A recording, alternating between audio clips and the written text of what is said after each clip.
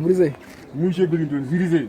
Bana tudzeka zvikuitika. Mutombo sota danga rangu ndavizitirwa nevakomana usiku vakanditorera huku dzangu. Vatora zingani? Vatora 21. Papa ndipo vapindana papa ndikutoisa kuti pamwe zvinozoita kuti vanonoke kupinda vakadzoka futi. Manje havana kukudonedza here? Vanozonyanya zvavo kundirova, dai vanga varova dzese idzodzo unoti dai ndichararama. Saka dzanziri 127 pakafa 5 years zvine zvimasara 93. Dzimwe 21 dzabiwa. 21 dzaenda. Ino 21 chiya bene papa pagoza chizoverengawo zvimwe zviya zviya. Samufanira kuita security yakasimba because tausona ndakutomboroverera zvinhingiriki zvimapuranga izvi kuti paite ka security mbichana. Because makaita zvokutamba vanodzoka futi vopedzisa.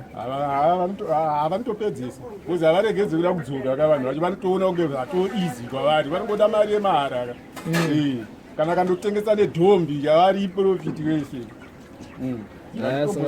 Sota pese. Ndangoinzwawo monasi ndatorova kuseni ndatozomubuda zvangu tienda tona zinekundoisa report ndatopiwa RRB. RRB yacho. Aiwa saka saka ndanzi ndidzoke mangwana ndinzwe polisi yacho inenge ichiita nyaya. Muzangu nangomujuma anojumika pasisina kana watosvika nguva ineyo kusina zvaitika kuseni koko ndokwa zvaifanira kutongobatwa munhu. Kana mangoisawo police report hamune mabuya. Hakungoisawo in case kuti uziye zvinozoitika mangwana. Anogona kudzoka, anogona kuita sei. But hamuna kunzwere because huku dzinochema ka munongoziya. Hamuna amagivi vatonzwa but vagaya kuti ndini kutotengesera vanhu vemadhichi kusenseni. Alright. Vatogaya kuti ihuku dziri kutotengeswa. Magivi huku dzinotengeswa kumafoko roko. Andinoziva kuti dzanga dzakumafoko. Ndakutopise kwaye dzanga ndakatobatwa nehombe ndatoda zvokuvhunduka chinzwa huku dziitosei huku dzichichema.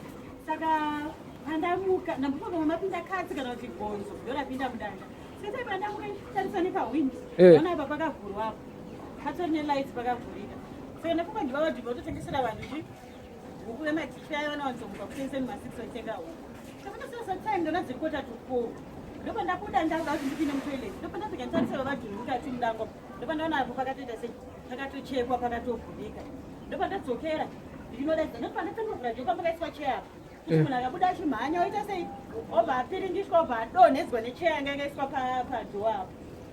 Saka ndopa ndatarisawo ndipinde badhumi apa ndopa ndazodzokera mumba pandasvika badhumi huku dzanese huku dzabiwa. Munhu wacho ndatomuona akatotakura huku akabata huku 3 huku 3 akapfeka zvebhureki jaketi rebhureki netrozi rebhureki akatofamba naapa achienda akadai. Saka ndafunga kuti badhumi vari mudanga. Alright. Imbavha yatotora huku. Ngamawana. Otherwise vasina kutomuona akadzatorohwa dangarisa. Totora dangarisa. Gozi vaitorova dzisi. Vatovhiringwa ipapo vati munhu akutondiona ka. Saka pane kutamba zvinhu zvinenge zvida kungoitika. Unotoziva kuti igeto kalife, igeto life. Unofanira kutogara wakavhura maziso. Unogara wakagadzirira.